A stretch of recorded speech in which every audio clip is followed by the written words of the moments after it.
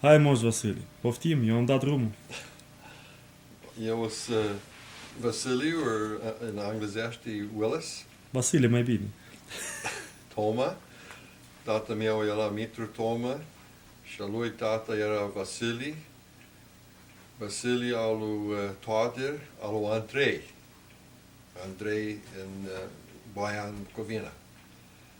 Și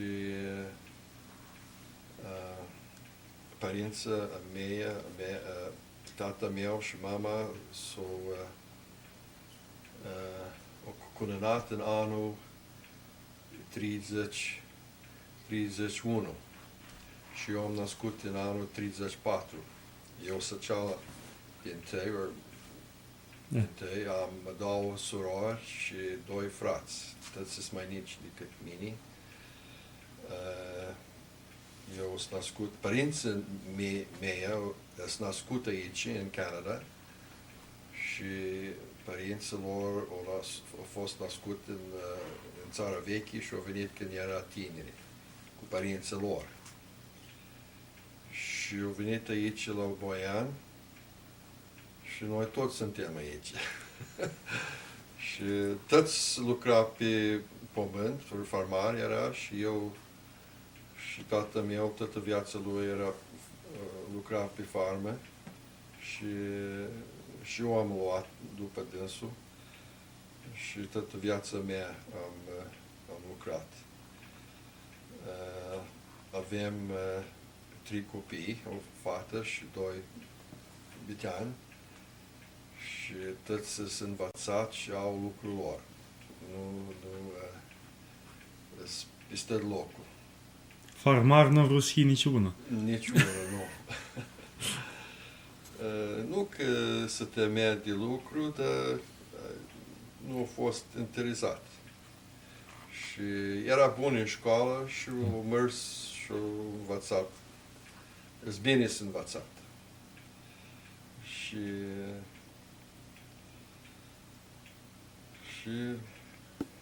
Spune, de mai de mult,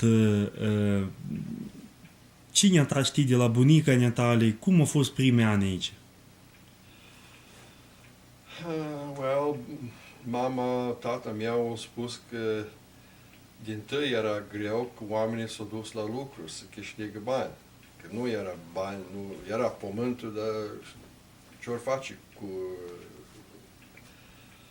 Nu au fost bani. Și era greu și iarnele era greu și au spus că să nu fie apă, ei as merge înapoi pe jos. Așa de greu era. Dar au răbdat și au fost timpul rău, dar au trăit și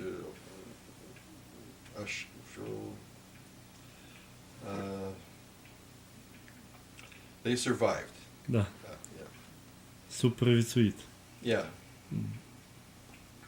Cum am auzit pe casetă povestea cum a chicat șerpele în plamadeală. Yeah, și Erau mulți șerpi pe timpul cealaltă. era mult șerpi, era de multe tăti era. Era jiti sălbatici, tot felul de pesuri și da, când au venit mai mulți oameni și au arat pământul, nu așa cum a fost de mult. Nu sunt. Nieta, de unde ai învățat limba românească? De la mama la tata. Eu grăit bine. Well, noi când înainte ce am început îmbla la școală, limba cei din tăi era românească. Casa tot era românească.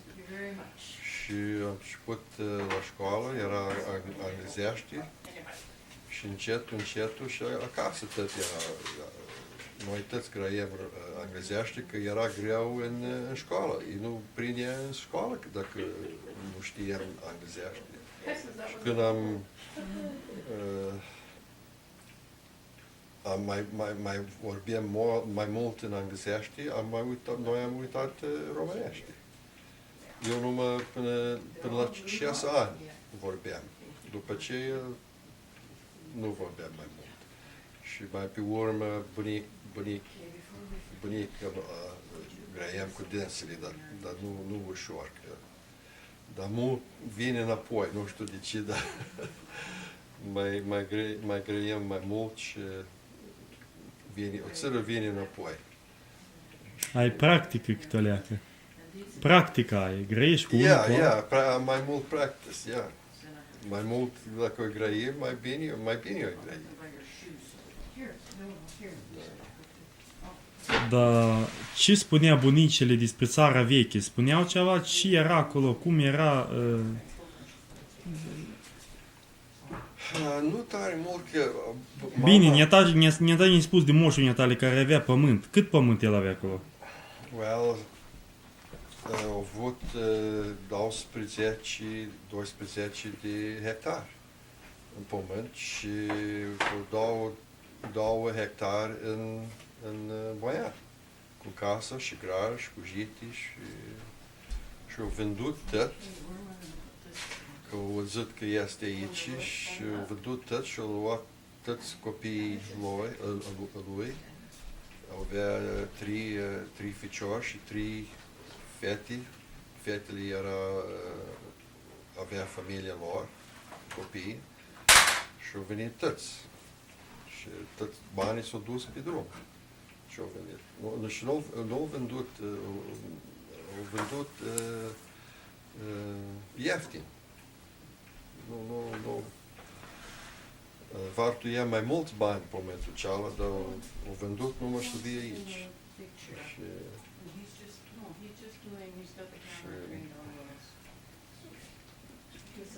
Și așa s-a întâmplat.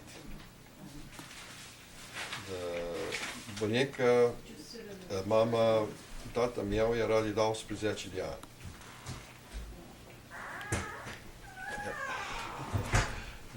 Și mama mea avea 2 ani când a venit. Și ea nu știe nimic din țară.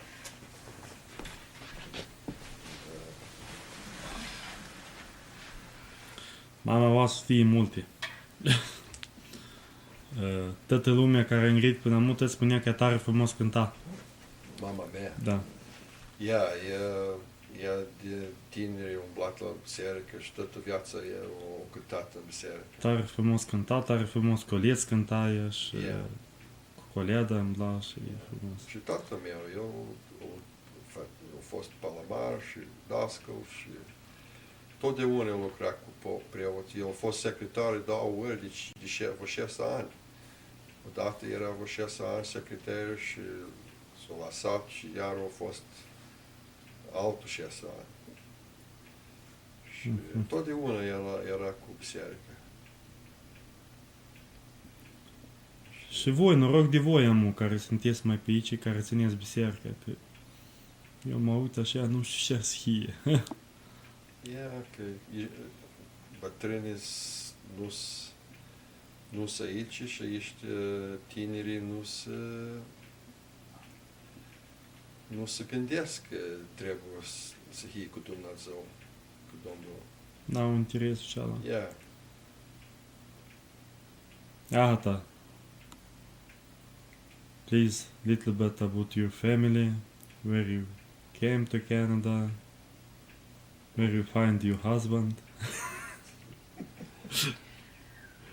Well, I was born in Rijswijk, Holland, and in 1948 I came to Canada with my parents and my 2 brothers and sister, and went to school in various towns in Alberta, and one of the towns was Harry Hill, where I met my future husband.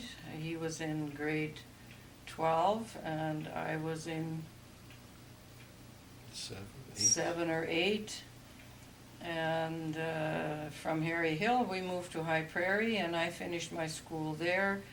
And from there I went to Edmonton and reacquainted with Willis, and we got married on October 28, 1961. We have 3 children, 2 boys and a girl, and 6 grandchildren.